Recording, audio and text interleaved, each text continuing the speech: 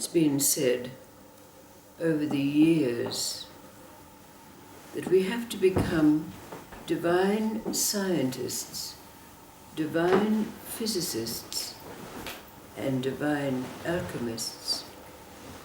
And it's been suggested that divine science is of the mind, where we examine and explore the ways of existence, and that the seat of divine physics is in our heart, where we feel and know the emotions of life.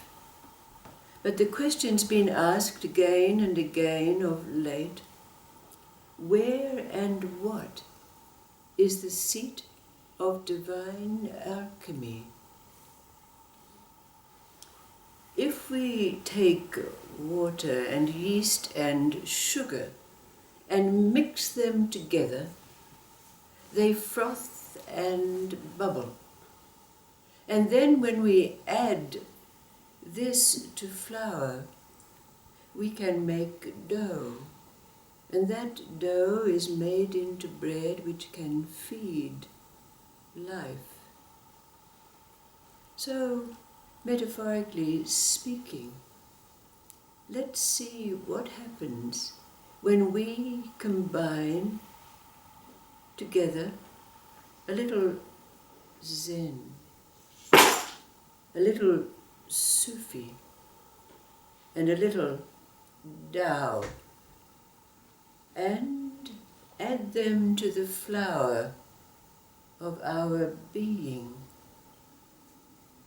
and know that when the dough is made, it is the oven of existence, life, that brings about the bread that can feed life, with the wisdom that arises from our own being.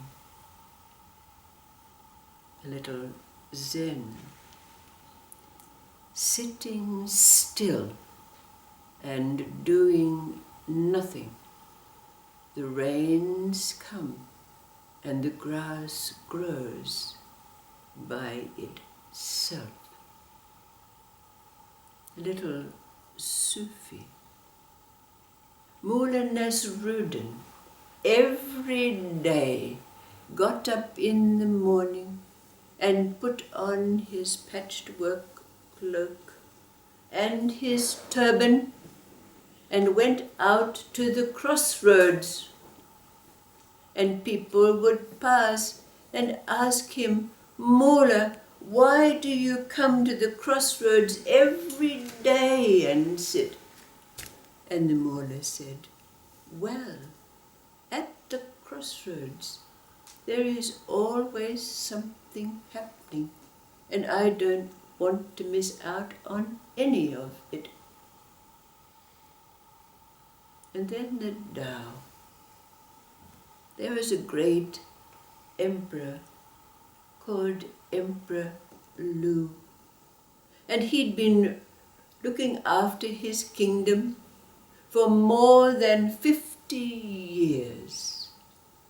And his kingdom was peaceful, harmonious, and prosperous. And he felt that his work was done. But he wanted confirmation of this. So he asked all his advisors, and they didn't know how to explain it to him.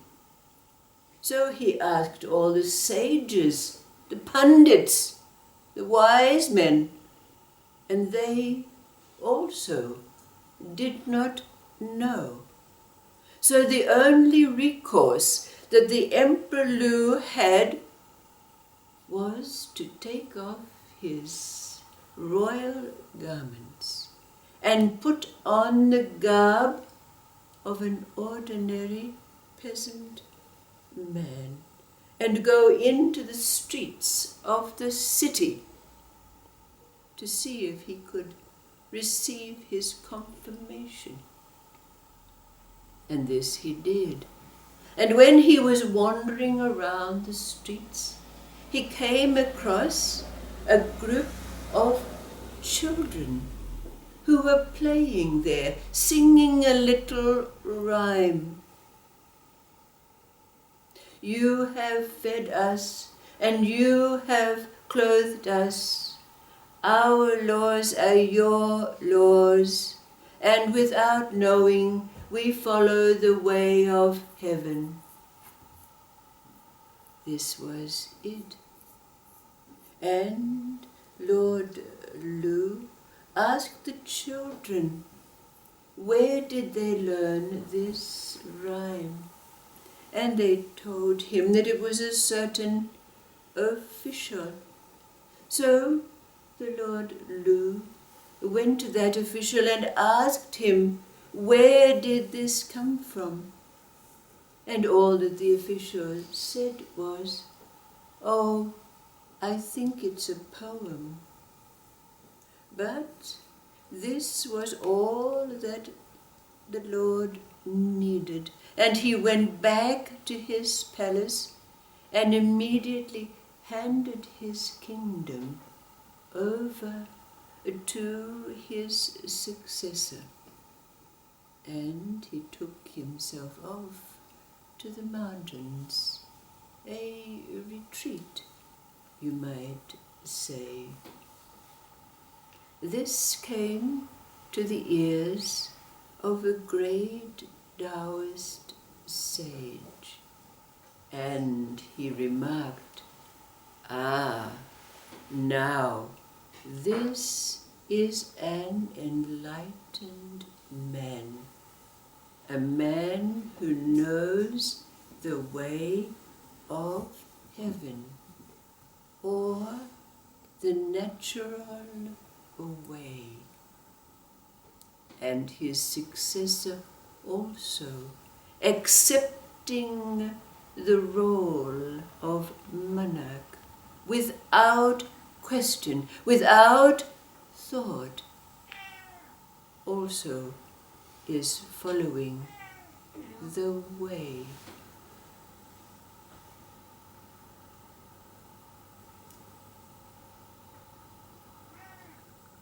As the chemistry of these three anecdotes froths and bubbles and unites with the flower of our being,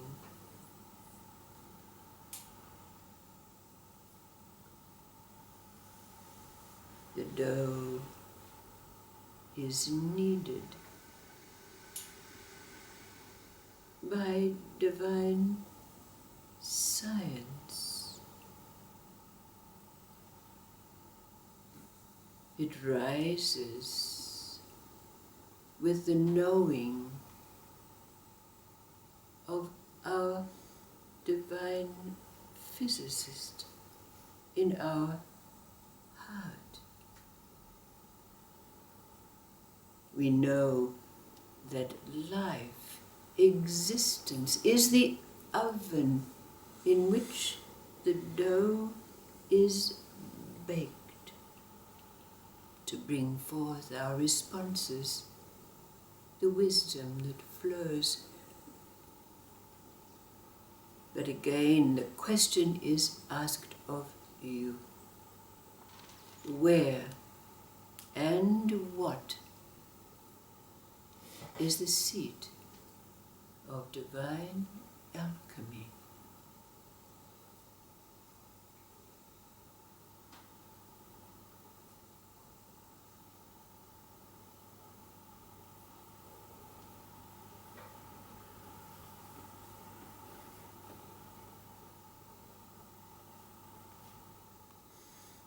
Sitting still and doing nothing.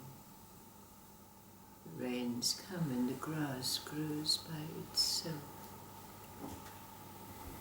It's at the crossroads that all is happening.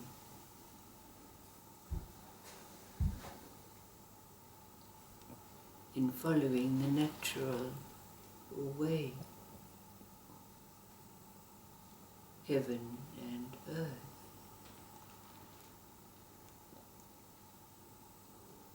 Become one.